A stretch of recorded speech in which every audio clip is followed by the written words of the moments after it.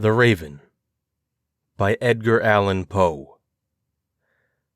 Once upon a midnight dreary, while I pondered, weak and weary, over many a quaint and curious volume of forgotten lore, while I nodded, nearly napping, suddenly there came a tapping, as of someone gently rapping at my chamber door. "'Tis some visitor," I muttered, tapping at my chamber door, only this, and nothing more. Ah, distinctly I remember, it was in the bleak December, and each separate dying ember wrought its ghost upon the floor. Eagerly I wished the morrow, vainly I had sought to borrow from my books surcease of sorrow, sorrow for the lost Lenore, for the rare and radiant maiden whom the angels name Lenore, nameless here for evermore. And the silken, sad, uncertain rustling of each purple curtain thrilled me, filled me with fantastic terrors never felt before, so that now, to still the beating of my heart, I stood repeating, "'Tis some visitor, entreating entrance at my chamber door. Some late visitor, entreating entrance at my chamber door, that it is, and nothing more." Presently my soul grew stronger, hesitating, then no longer. "Sir," said I, "or madam, truly your forgiveness I implore, but the fact is I was napping, and so gently you came rapping, and so faintly you came tapping at my chamber door, that I scarce was sure I heard you. Here I opened wide the door, darkness there, and nothing more. Deep into that darkness peering, long I stood there wondering, fearing, doubting, dreaming dreams no mortal ever dared to dream before, but the silence was unbroken, and the stillness gave no token, and the only word there spoken was the whispered word, "Lenore?" This I whispered, and an echo murmured back the word, "Lenore!" Merely this, and nothing more. Back into the chamber turning, all my soul within me burning, soon again I heard a tapping, something louder than before. "Surely," I said, "surely that is something at my window lattice. Let me see then what thereat is, and this mystery explore.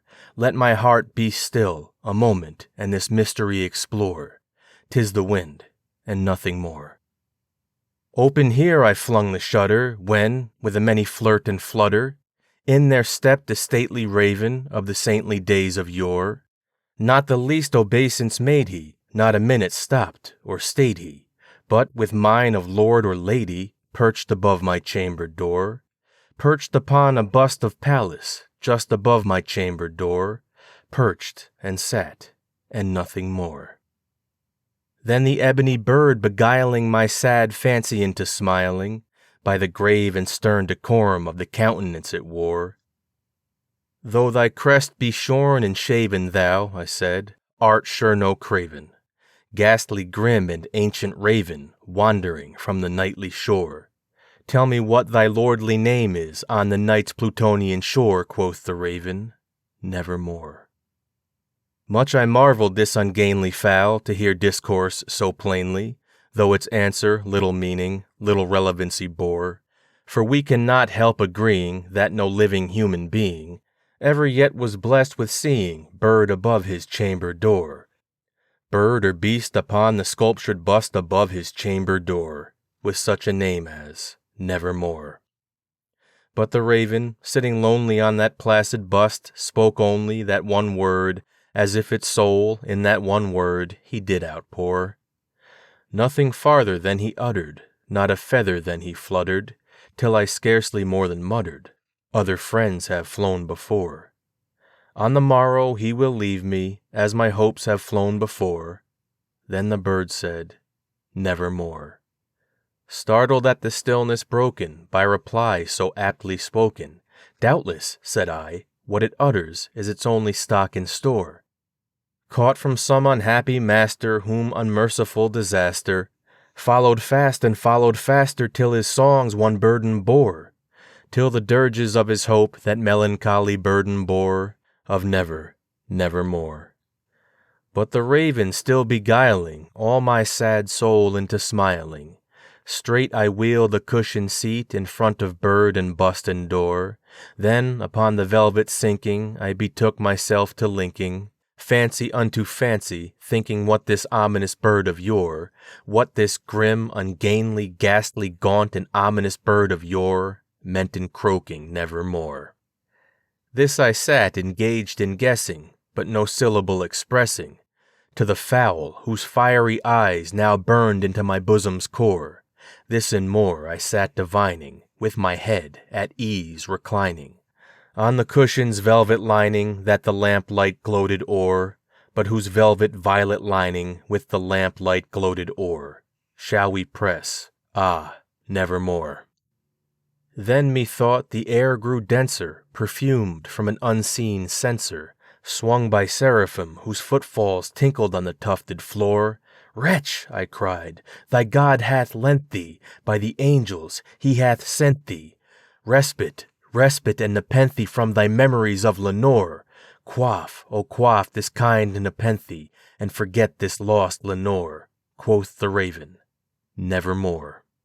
Prophet, said I, thing of evil, prophet still, if bird or devil, whether tempter sent, or whether tempest tossed thee here ashore.